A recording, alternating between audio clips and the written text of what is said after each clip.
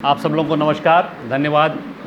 ये हो सकता है मेरी दूसरी प्रेस कॉन्फ्रेंस हो या पहली सांसद बनने के बाद। और आज के दो विषय हैं। एक तो मुख्य विषय ये है कि हमारी सदस्यता अभियान हो रही है, उसके बारे में मैं कुछ बात रखना चाहता हूँ आपके बीच में। और दूसरा विषय जो थोड़ा सा मेरे मन के करीबी है, वो जो अभी मास्टर प्लान आया देवरिया का, उससे मैं थोड़ी चर्चा करूँगा। उसमें बहुत विषय ज़्यादा नहीं है। मेन यही है कि हम लोग कैसे सदस्यता में, जो एक भारत की बहुत बड़ी पार्टी है, लेकिन मैं उसके कुछ सिद्धांत और मैं क्या कर रहा हूँ, और मैं आपसे कुछ इसमें निवेदन भी करना चाहता हूँ। ये बात सही है कि ये पार्टी का कार्यक्रम है, लेकिन ये भी बात सही है कि जब पार्टी का कार्यक्रम होगा तो सशक्त राष्ट्र भी बनेगा। दोस्तों, मेरा यहाँ पर बैठना और मेरी यहाँ उपस्थिति दो विचारों से प्रेरित है। एक, विकसित भारत, जो मेरे हिसाब से बहुत विषम परिस्थितियों में, जहाँ पर खटाखट की राजनीति हो रही थी, कुछ ऐसे लोग बरगला रहे थे कि संविधान के बारे में बात हो रही थी, लेकिन उसके विपरीत जनता ने मुझे चुना। इसके लिए जनता को धन्यवाद, आप सबको धन्यवाद, क्योंकि आप उसके सेनानी थे। विकसित भारत एक दूरगामी सोच है, उसके विरोध में खटाखट कल का है फ़ायदा, और उसमें अगर लोग खटाखट के विरोध में विकसित भारत चुन रहे हैं तो ये बहुत बड़ा एक संकेत है। और उसी के साथ साथ दूसरा मुद्दा था सबका प्रयास, जिसके लिए आप समझ रहे हैं कि जिस प्रकार से मैं भाग दौड़ कर रहा हूँ कि सबके प्रयास से हम लोगों की, जनता की भी आवाज़ को उठाएं, लोगों को उठाएं, नेतृत्वकर्ता उठाएं, ताकि जो क्षेत्रीय नेतृत्व का एक सवाल उठा था, जिसमें मैं यहाँ पर उपस्थित हूँ, उससे हम लोग क्षेत्र में नेतृत्व करें और लोगों को आगे बढ़ाएं। इस प्रेस कॉन्फ्रेंस में मैं इन दोनों विषय को रख के पार्टी में जो सदस्यता अभियान है उसके बारे में 3-4 मिनट आपके बीच में बात करना चाहता हूँ।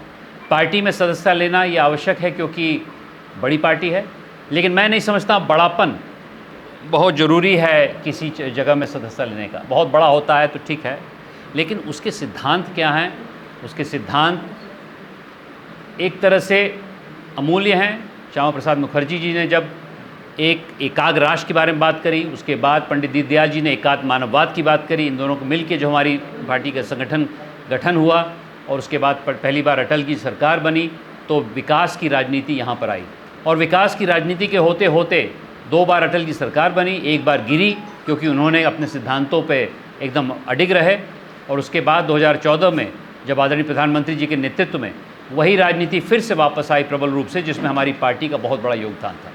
तो मैं आज सरकार की पैरवी नहीं करना चाह रहा हूँ, जितना कि पार्टी की पैरवी करना चाह रहा हूँ कि अगर सशक्त पार्टी बनी तभी सांस्कृतिक राष्ट्रवाद को लेके और एक भारत श्रेष्ठ भारत को लेके जो मुहिम आदरणीय प्रधानमंत्री जी ने, सबका विश्वास, सबका विकास, सबका साथ और सबका प्रयास, इसकी गणना की, ये बहुत आवश्यक है। हमें नोट करना कि 2014 में जो पार्टी बनी, 2017 में जो हमारी योगी जी की विजय हुई यहाँ पर, या हमारी पार्टी की विजय हुई और योगी जी हमारे मुख्यमंत्री बने, और उसके बाद दोबारा बने, और उसके बाद 2019 में बने। और मेरा बहुत सौभाग्य है कि 2024 में मुझे टिकट दिया गया और मैं ऐसी संसद का सदस्य हूँ जहाँ पर एक ऐतिहासिक तीसरी बार की सरकार बनी है। इसीलिए मैं चाहता हूँ कि आपके माध्यम से देवरिया लोकसभा क्षेत्र में, देवरिया डिस्ट्रिक्ट में ये संदेश जाए कि इस पार्टी में सदस्यता ग्रहण करना राष्ट्र को और विकसित भारत को आगे बढ़ाने का संकल्प है हम लोग का। इसमें सदस्यता ग्रहण करने से आप एक ऐसे समूह से जुड़ेंगे जो हर समय राष्ट्र के बारे में बात करता है। और इसके विपरीत, चाहे वो इंडिया अलायंस के किसी भी पक्ष को देखिए, उनका किस्सा सिर्फ कुर्सी का है। उन्होंने कभी अपने परिवार, भ्रष्टाचार और गरीबी हटाओ के जो नारे हैं उसके अलावा उन्होंने कुछ नहीं किया। 10 रुपये 100 रुपये चलता था तो उसमें 15 रुपये पहुँचता था, राजीव गांधी खुद ही बोले थे। आज की तारीख में जनधन अकाउंट से इतना फ़ायदा हो रहा है। आज की तारीख में इतने हाईवेज़ बनना शुरू कर गए हैं, जो कि मैं बहुत बातें तो नहीं दोहराऊँ, कई चीज़ें हमने इलेक्शन के दौरान करी थी, लेकिन कई ऐसी चीज़ें हुई हैं। स्वच्छ भारत का अभियान 2014 के बाद जो हुआ, अलौकिक था। राम मंदिर का जो निर्माण हुआ, बहुत अलौकिक है। 370 हम लोग कायम किया। आज की तारीख में हम लोग जूझ रहे हैं वक्फ बोर्ड के लिए। हम लोग पूरी तरह विश्वास है वक्फ बोर्ड वाला बिल पास होगा। मैं तो था संसद में उस समय। ऐसी चीज़ें जिसके लिए मुस्लिम समाज को भी फ़ायदा है, सबको मालूम है, इसके लिए भी हम लोग प्रतिबद्ध हैं। हम लोग लड़ेंगे हर समय, जब भी राष्ट्र का कुछ होता है हम लोग लड़ेंगे। इसलिए आप लोग पार्टी ज्वाइन करवाइए। आपके माध्यम से ये मैं संदेश पूरे अपने क्षेत्र में देना चाहता हूँ कि हमारी पार्टी सजग है, फिर से नवनिर्वाचित हो रही है। हर एक व्यक्ति को अपना अपना सदस्यता ग्रहण करनी चाहिए। परसों हमारी नड्डा जी के साथ कॉल हुई, 2.3 करोड़ वोट सदस्य बन गए हैं। हमारा लक्ष्य 11 करोड़ का, हो सकता है 16 करोड़ तक चले जाएं। हमारा लक्ष्य इस जनपद में भी अच्छा है, मेरा भी पर्सनल लक्ष्य है। तो मैं चाहता हूं कि इस प्रेस माध्यम के माध्यम से, प्रेस कॉन्फ्रेंस के माध्यम से आप लोगों को भी उत्साहित करूं और आपके माध्यम से जनता को उत्साहित करूं कि हमारी जो सदस्यता है बहुत अहम है, बहुत सरल है। 8800002024 का नंबर है, उसमें डायल करिए। मेरा भी नंबर अगर आप लिख लेते हैं तो मेरे भी कुछ पॉइंट्स ऐड अप हो जाएंगे। 8189008008, उससे आप मुझसे संपर्क भी कर सकते हैं। अगर इसके अलावा हम लोग बाय वेब प्रोसेस भी कर सकते हैं, बाय व्हाट्सएप भी कर सकते हैं, कई अन्य माध्यम हैं। ये सबसे सरल माध्यम है कि हम लोग बाय फ़ोन नंबर इसको करें, और इसके होते होते मुझे पूरा विश्वास है कि अक्टूबर के अंत तक हम लोग इस काम को करेंगे। दूसरा विषय ये है कि चूँकि हम लोग विकास की राजनीति कर रहे हैं, इसलिए 17 से, जो कि आदरणीय प्रधानमंत्री जी का जन्मदिवस है, विश्वकर्मा दिवस है, 24-25 तक जो कि पंडित दीनदयाल जी का जयंती है, हम लोग उसके बीच में एक सेवा पखवाड़ा भी कर रहे हैं, जिसमें हम लोग जगह जगह जाऊंगा, मैं भी जाऊंगा, मुझे 2-3 दिन के लिए बाहर जाना पड़ रहा है, लेकिन उसके बीच में जाऊंगा, स्कूलों में जाऊंगा, मंदिरों में जाऊंगा, अस्पतालों में जाऊंगा, ताकि स्वच्छता अभियान भी हम लोग साथ साथ करें। हमने कभी कोई चीज़ सिर्फ छोटे लाभ के लिए नहीं की है। जिससे हम लोग स्वच्छता अभियान कर रहे हैं, उसके साथ साथ हम लोग कैसे देश को और स्वच्छ करें। सच तो बात यह है कि जो स्वच्छता अभियान चला था तो बहुत ऊर्जा थी देश में, थोड़ी सी कम हो रही, उसको वापस बढ़ाने के लिए हम लोग स्वच्छता अभियान भी कर रहे हैं। और अंत में दोस्तों मैं यही कहूँगा कि मेरी राजनीति जब आपने मुझे सांसद बना दिया है, उसमें सबका प्रयास आपको झलक रहा होगा। मुझे पूरा विश्वास है, मैं मेरे भरे मंच पे कहा है कि एक सांसद 18.7 लाख वोटर को उतना ही प्रभावित कर सकता है। यदि उनकी हनुमत शक्ति में जगह सकूँ तो दिग्दोरा राज चौगुना कर पाऊँगा। इसके लिए मैंने अपने कार्यालय का नाम सबका प्रयास है, सबका विकास रखा है।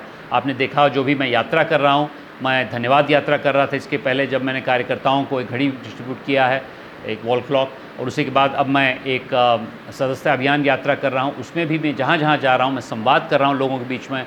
ये बात सही है कि 1050 गांव हैं तो हर जगह नहीं पहुंच पाऊंगा, लेकिन जहां तक हो सकता है मंडल वाइज 22 मंडल में करीब 5 मंडल मैंने कवर कर लिए हैं, बाकी के 22 मंडल मैं अगले 3-4 महीने में कर दूंगा, ताकि कोई ये ना कह सके कि सांसद जी का हम लोगों ने उनको भेज दिया संसद में, उसके बाद हमारे बीच में नहीं आए हैं। लेकिन आपके माध्यम से भी मैं कहना चाहता हूँ कि बड़ा क्षेत्र है, गरीब क्षेत्र है, इसको आगे ले जाने में समय लगेगा, इसमें मैं प्रतिबद्ध हूँ। मेरा आप जानते हैं ट्रैक रिकॉर्ड इसमें कि जो कहता हूँ वो करता हूँ, अगर नहीं कर पाता हूँ तो कहता नहीं हूँ। कई छोटी बड़ी चीज़ों पे हम लोगों ने काम किया है। उसी श्रृंखला में एक चीज़ जो अभी हमारा देवरिया नगर का जो एक मास्टर प्लान घोषित हुआ है कल, वो बहुत एक उत्साहवर्धन मेरे लिए है, क्योंकि मैं हर समय सोचता था कि अगर वो हो जाएगा तो मेरा नया देवरिया का स्वप्न जो थोड़ा सा इससे इतर है, ऐसा नहीं कि वो जो मास्टर प्लान है वही है, उससे अलावा भी कुछ चीज़ें हैं, वो भी मैं धीरे धीरे अगले 2-3 महीने में उसको भी जनता के बीच में ले जाऊँगा। लेकिन उसमें भी मुझे बहुत आवश्यक है कि हम लोग अपने तरीके से उस नए देवरिया का गठन करें। सरकार की ऊर्जा रहेगी, लेकिन जन भागीदारी से हम चाहते हैं कि यहाँ की भी ऊर्जा उसमें आए। उसमें 2-3 छोटे मोटे बिंदु मैं आपके सामने रखना चाहता हूँ आज भी। एक तो बिंदु ये है कि हम लोग सांस्कृतिक रूप से नए देवरिया का गठन करें, क्या कि देवरही माता का, देवराय बाबा का, यहाँ की जो संस्कृत पद्धति है उसको लेके हम आगे चलें।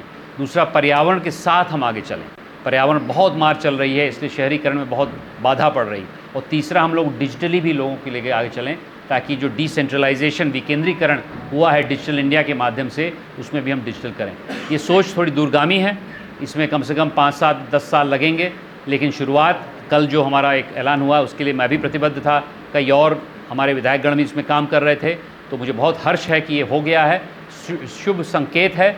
और कई चीज़ों में शुभ संकेत मुझे आ रहा है जो अभी तक पूरी तरह घोषित नहीं हुआ है, तो मैं इसको अभी आप प्रेस में मत ले जाइए। लेकिन जो स्पेस स्टेशन की बात चल रही है वो करीब लगभग हो गया है। जब तक पूरा ग्रीन सिग्नल नहीं आता हम लोग उसके बारे में बात न करें।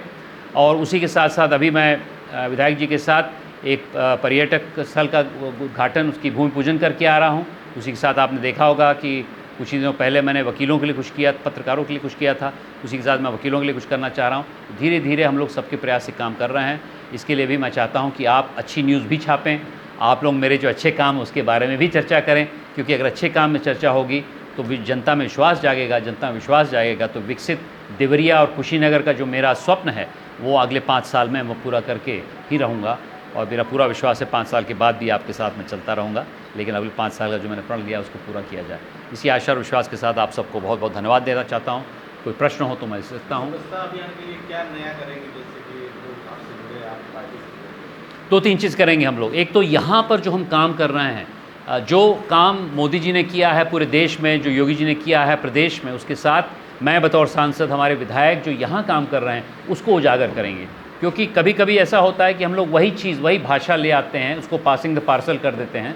उसके अलावा हम लोग यहाँ जो काम करना चाहते हैं, हमारा क्या दृष्टिकोण है, विकसित देवरिया में क्या होगा, उसको समझा के तब सदस्यता में करें। एक तो ये चीज़। दूसरी चीज़, हम लोग चाह रहे हैं कि जो ज्ञान की परिभाषा है, गरीब, किसान, अन्नदाता, नवयुवक और महिला, उस पर हम फोकस करेंगे।